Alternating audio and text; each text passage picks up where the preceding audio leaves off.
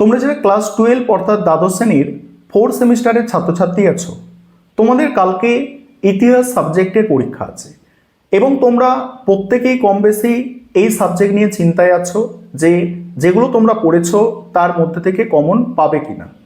দেখো, তোমরা যারা ভালো করে পড়েছো অর্থাৎ সিলেবাসটা কমপ্লিট করেছো তোমাদেরও চিন্তা আছে, এবং যাদের পাস করার চিন্তা আছে অর্থাৎ 12 পেলে যাদের চলে যাবে তাদেরও একটা চিন্তা আছে যে আমরা এই 12 নম্বরটা কিভাবে পেতে পারি। দেখো, আজকে তোমাদের আমি দুটো মক টেস্টের প্রশ্নপত্রের সেট তৈরি করেছি এবং সেখানে তোমাদের সিলেবাসের মোস্ট ইম্পর্টেন্ট প্রশ্নগুলো বাছাই করে রাখা হয়েছে। এবং এই যে মক টেস্টের সেটটা আমি তৈরি করেছি, তোমাদের এবিটি এর যে নতুন টেস্ট পেপার আছে সেখানে প্রশ্ন স্ক্যান করে, সিলেবাস স্ক্যান করে এবং বিভিন্ন সাজেশন দেখে তোমাদের কিন্তু মক টেস্টের প্রশ্নপত্র তৈরি করা হয়েছে। তোমরা মক টেস্টের প্রশ্নপত্রের সেট দুটো দেখে নাও। আশা করি তোমরা এখান থেকে প্রায় 60%-এর মতো প্রশ্ন কমন পাবে। তবে প্রথম সেটটা আগে দেখবে এবং প্রথম সেটটা যখন তোমাদের কমপ্লিট হবে তখন তোমরা দ্বিতীয় সেটটা দেখবে। চলো আমি স্ক্রিন রেকর্ডের মাধ্যমে মক টেস্টের প্রশ্নপত্রের সেট দুটো আলোচনা করছি, তোমরা দেখে নাও। এবারে তোমরা মক টেস্টের প্রশ্নপত্রের সেটগুলো দেখে নাও। প্রথম যে তোমাদের সেটটা আছে, এখানে যে প্রশ্নগুলো রেখেছি দেখো, বিভাগ ক, যেখানে তোমাদের 3 নম্বরের প্রশ্ন 4টে অ্যান্সার করতে হয়, এটা প্রথমে দেখো। প্রথম প্রশ্ন আছে 1857 খ্রিস্টাব্দের মহাবিদ্যের প্রত্যক্ষ কারণ। এখানে অথবার প্রশ্ন, মহাবিদ্যকে কি সামন্ততান্ত্রিক প্রতিক্রিয়া বলা যায়? যুক্তি সহ লেখো। তারপরে দ্বিজাতি তত্ত্ব বলতে কি বোঝো? এর সঙ্গে আছে ক্রিপস মিশনের মূল প্রস্তাবগুলি সংক্ষেপে আলোচনা করো। তারপরে ভারতের সংবিধান প্রস্তাবনার গুরুত্ব ও তাৎপর্য ব্যাখ্যা করো। এর সঙ্গে আছে 1990-এর দশকে ভারতের অর্থনৈতিক উদারীকরণ নীতির প্রভাব কি ছিল। তারপরে বাংলাদেশের মুক্তিযুদ্ধে ইন্দিরা গান্ধীর ভূমিকা কি ছিল। অথবা প্রশ্ন আছে ভাষা আন্দোলন কিভাবে বাংলাদেশের স্বাধীনতা সংগ্রামের ভিত্তিপ্রস্তর স্থাপন করেছিল। এবারে দেখো, এবারে তোমাদের বিভাগ খ, যেখানে 4 নম্বরের প্রশ্ন 5টি অ্যান্সার করতে হবে।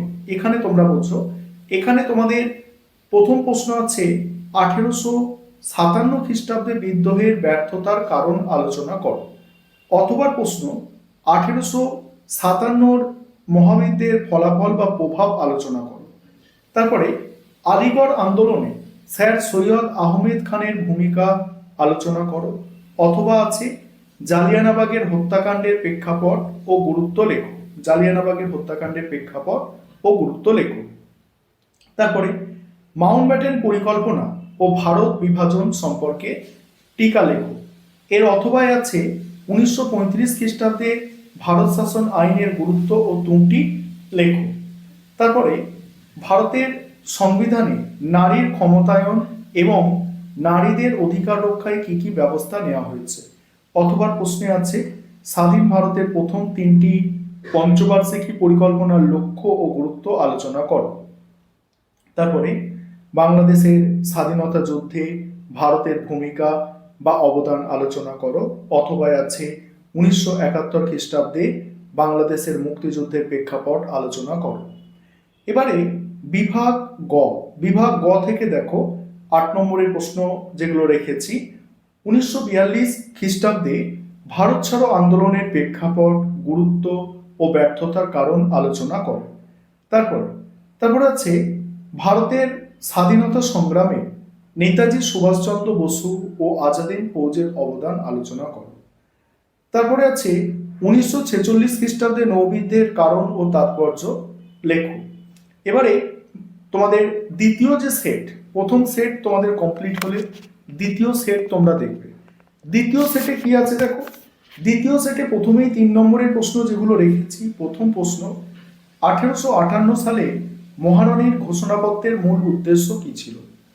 অথবা প্রশ্নে আছে 1857 মহাবিদ্রোহকে, এটা 57 হবে না 58 হবে, 1858 মহাবিদ্রোহকে ভারতের প্রথম স্বাধীনতা যুদ্ধ বলা কতটা যুক্তিসঙ্গত। নেক্সট, সিমলা ডেপুটেশন বা সিমলা দৌত্য কি।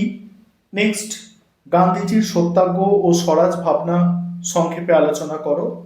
পরের প্রশ্ন, মিশ্র অর্থনীতি বলতে কি বোঝো, ভারতের অর্থনীতিতে এর প্রভাব। তারপরেই আছে ভারতীয় সংবিধানের প্রধান বৈশিষ্ট্যগুলি সংক্ষেপে আলোচনা করো বা উল্লেখ করো। এর সঙ্গে পরের প্রশ্ন আছে, দেখো, ভারত সোভিয়েত মৈত্রী চুক্তির গুরুত্ব কি ছিল। অথবা প্রশ্নে আছে 1972 খ্রিস্টাব্দে সিমলা চুক্তির সম্পর্কে টিকা। এবারে বিভাগ খ, 4 নম্বরের প্রশ্ন। প্রথম প্রশ্ন, 1857 খ্রিস্টাব্দে মহাবিদ্যের প্রকৃতি ও স্বরূপ আলোচনা করো। অথবা আছে 1857 খ্রিস্টাব্দের পর 1857 খ্রিস্টাব্দের পর কিভাবে ভারতের কোম্পানির শাসনের অবসান হয়। তারপরে আছে স্বাধীন ভারতে, বলছে ভারতের স্বাধীনতা সংগ্রামে চরমপন্থী রাজনীতির উদ্ভব এবং লাল পালের ভূমিকা। তারপরে অল ইন্ডিয়া মুসলিম লীগ প্রতিষ্ঠার প্রেক্ষাপট আলোচনা করো। অসহযোগ আন্দোলন কেন প্রত্যাহার করা হয়, এই আন্দোলনের গুরুত্ব। ভারতে কেন ক্রিপস মিশনের প্রস্তাব প্রত্যাখ্যান করেছিল।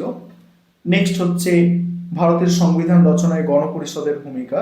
নেক্সট হচ্ছে স্বাধীন ভারতের জোট নিরপেক্ষ নীতি বলতে কি বোঝো, বিশ্ব শান্তি রক্ষায় এর ভূমিকা কি। শেখ মুজিবুর রহমান ও আওয়ামী লীগ কিভাবে মুক্তিযুদ্ধে নেতৃত্ব দিয়েছিল। 1971 খ্রিস্টাব্দে বাংলাদেশের মুক্তিযুদ্ধের ফলাফল আলোচনা করো।